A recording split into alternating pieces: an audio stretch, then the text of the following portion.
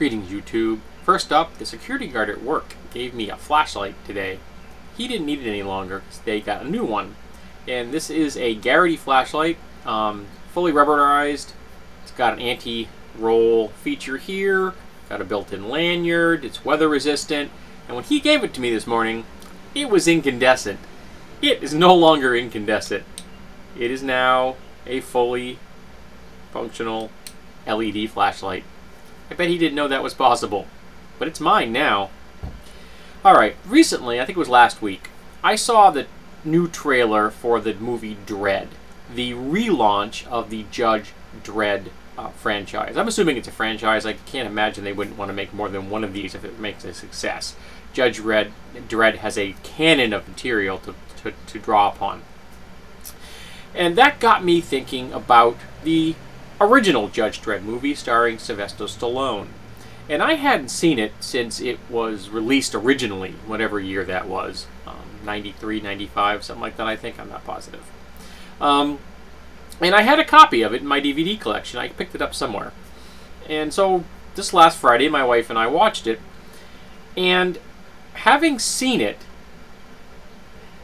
reminded me of why I didn't remember much from it. Because I pretty much didn't remember anything from the movie. At all. I remembered Sylvester Stallone. That's it. I didn't remember the plot. I didn't remember any of the other characters. Nothing. That probably doesn't bode well. When you translate a novel from one language to another, you don't just translate the words. If you translate just the words, the translation isn't going to make any sense. You have to translate the context and the meaning of those words. And the Judge Dredd comic had such a wonderful body of material to work with. It has such texture and depth to it. It is a scathing social commentary upon America written by a non-American.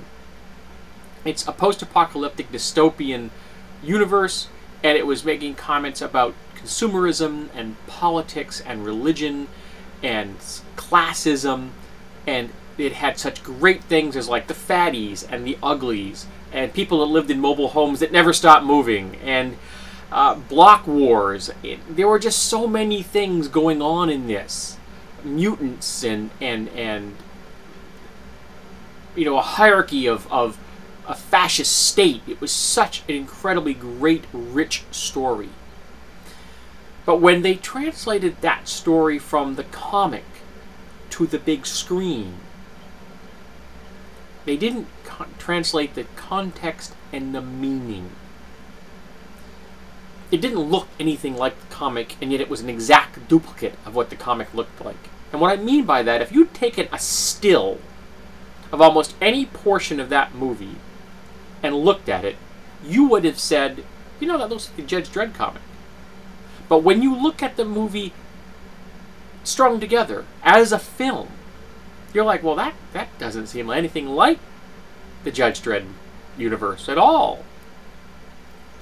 It looked like a 4-color comic, and yet the comic itself gave you the impression of this dark, gray, brown, drab universe. And that was because of the writing, even though the images on the page were colorful. You had the message of the story that put you in the frame of mind that made you see the dystopian future that was there. Whereas the film just showed you the bright colors. And there was no depth, no texture. There was none of the dystopian elements from the comic translated to that movie. Now, a film that did that perfectly, no translation, but perfectly gave you all kinds of context and depth and texture was The Fifth Element. In fact, I would argue that The Fifth Element did a better job at giving you an idea of what Mega City 1 looks than the Judge Dredd movie did. And they weren't even referencing the material of Mega City 1 directly. I'm sure there was an inspiration involved in there. It was a huge, megalopolis with, hundreds of millions of people.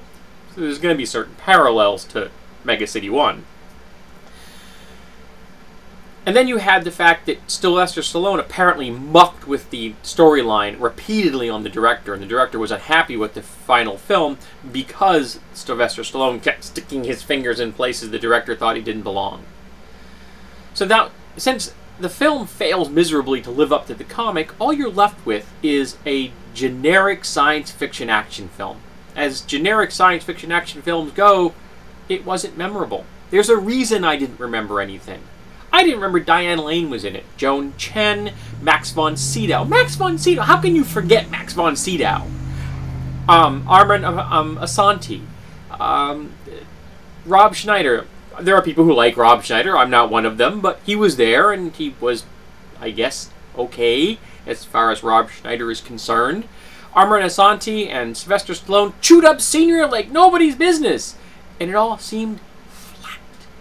I didn't care about any of them. Not one. I didn't care about the city. I didn't care about the storyline. Nothing. I just did not care. They also went big in this movie.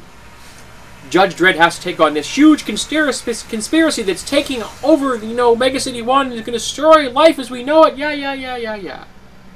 Yes, the comic book did deal with big stories like that. But the comic, for the most part, was the story of a cop. And most of the stories in the Judge Dredd comics were stories about a cop dealing with criminals, drug dealers, smugglers, mutant uprisings. Small-scale things for the most part. Which is why the trailer I saw last week gives me hope. Because the trailer showed Judge Dredd and a rookie up against a drug lord and the tower block that she controls. A nice, tight theme. A cop story. A big cop story. It's a big, overblown action adventure film, and it's a big, overblown action-adventure comic. So it makes sense that even the small story is still pretty darn meaty, and it gives Judge Dredd lots of ample targets to shoot. So I was thoroughly disappointed with the Sylvester Stallone movie. Apparently I was disappointed with it the first time I saw it because I completely blanked it from my memory. But I was disappointed upon the second viewing as well. And I'm kind of looking forward to the new one. I'm hoping it lives up to the trailer. Because if it does, it'll be a good time. It will be a translation of the comic to the screen. Because on the screen, it looks that dark, gray, brown, dystopian view that the comic gave you, even if it wasn't through visuals, but through the story itself. So I have hope for the new movie. At least I do as of today, July 3rd. We'll see what happens after it's been released and we see people actually get their hands on it and start reviewing it. But Sylvester Stallone's film was forgettable. It had certain key points that, yes, they reminded you of the comic, and that was nice.